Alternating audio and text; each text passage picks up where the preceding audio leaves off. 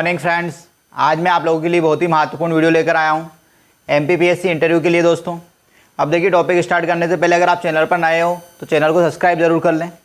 अब देखिए, एमपीपीएससी में 70 से 80% प्रश्न, कितने 70 से 80% तक प्रश्न कहाँ से पूछे जाते हैं, आज इस टॉपिक के ऊपर डिस्कशन करने वाले हैं हम। अब देखिए भैया, एमपीपीएससी का जो इंटरव्यू होता है उसमें 70 से 80% प्रश्न जो कैंडिडेट होता है उससे ही पूछे जाते हैं। अब देखिए, कैंडिडेट से क्या प्रश्न पूछे जाते हैं 70 से 80% तक। देखिए, कैंडिडेट अपना जो इंट्रो देता है, जो इंटरव्यू पैनल होता है वो उससे ही प्रश्न निकालता है। देखिए किस प्रकार के प्रश्न निकालता है इंटरव्यू पैनल। सबसे पहले तो कैंडिडेट अपना परिचय देता है, जो नाम बताता है उससे प्रश्न बना लेता है। फिर कहाँ रहता है, जैसे मान लीजिए कोई भोपाल में रहता है तो भोपाल शहर किस लिए प्रसिद्ध है, भोपाल के उपनाम क्यों है, क्या क्या उपनाम है, भोपाल की स्थापना किसने की।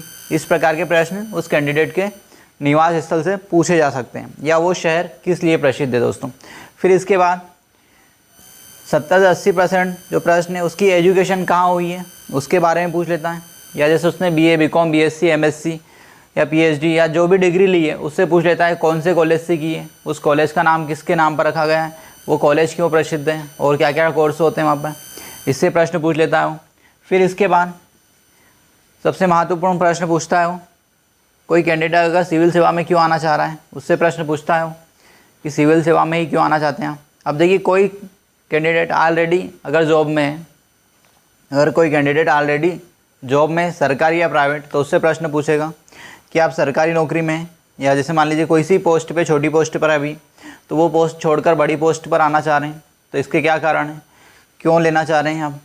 ठीक है, जैसे मान लीजिए कोई व्यक्ति अभी नायब तहसीलदार है, अब वो चाह रहा है कि उसकी डीसी की पोस्ट मिल जाए उसको, तो भैया अब जैसे नायब तहसीलदार है तो उससे नायब तहसीलदार के प्रश्न पूछेगा, उस फील्ड से संबंधित सभी प्रश्न पूछेगा। तो जो भी कैंडिडेट जिस पोस्ट पर है, जिस पद पर है अभी वर्तमान में, उस पद के बारे में अच्छे से आप पढ़ लें, या उस पद की अच्छी जानकारी ले लें कि भैया इस पोस्ट के अंदर क्या क्या अधिकार है, उसके क्या क्या कर्तव्य हैं और क्या क्या कार्य, क्या क्या उसका कार्य क्षेत्र आता है, वो भी बराबर आपको पता होना। जैसे कोई टीचर है, कोई प्राइमरी टीचर है, कोई हाई स्कूल है या कोई मिडिल स्कूल में, तो वो उसके फील्ड के बारे में पूरा पता कर ले कि क्या क्या है उसके स्टेप, कौन सा सबसे नीचा है, ऊंचा मतलब सबसे नीची पोस्ट पर क्या होगा, फिर ऊंची पोस्ट पर क्या होगा, फिर इसके बाद कौन सा विभाग आएगा, पूरा डिपार्टमेंट का जानकारी होना चाहिए उसे, तो क्योंकि उससे संबंधित प्रश्न बराबर पूछे जाना है दोस्तों।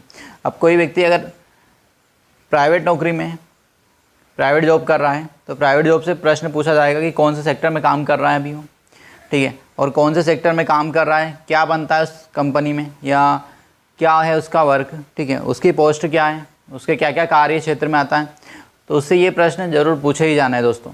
अब देखिए भैया, किसी भी कैंडिडेट का जो इंटरव्यू होता है 70 से 80% उस कैंडिडेट के ऊपर ही डिपेंड करता है। मतलब वो कैंडिडेट जो भी बताएगा उससे ही वो एग्ज़ाम, जो इंटरव्यू पैनल है वो प्रश्न पूछेगा।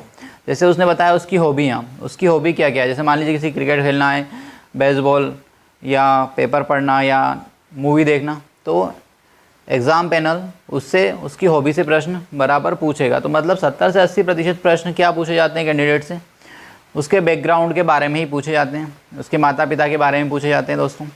अब देखिए, तो 70 से 80% जो प्रश्न होते हैं वो किसके ऊपर डिपेंड करते हैं, जो कैंडिडेट इंटरव्यू देने गया है उसके ऊपर डिपेंड करता है। अब देखिए 20 मतलब 30 से 20% जो प्रश्न बचे हैं वो कहाँ से पूछता है एग्जामिनर, तो इसके ऊपर हम कल डिस्कशन करेंगे। आपको ये वीडियो अच्छा लगा हो तो वीडियो को लाइक करें, और चैनल पर नए हो तो सब्सक्राइब ज़रूर करें। Thank you.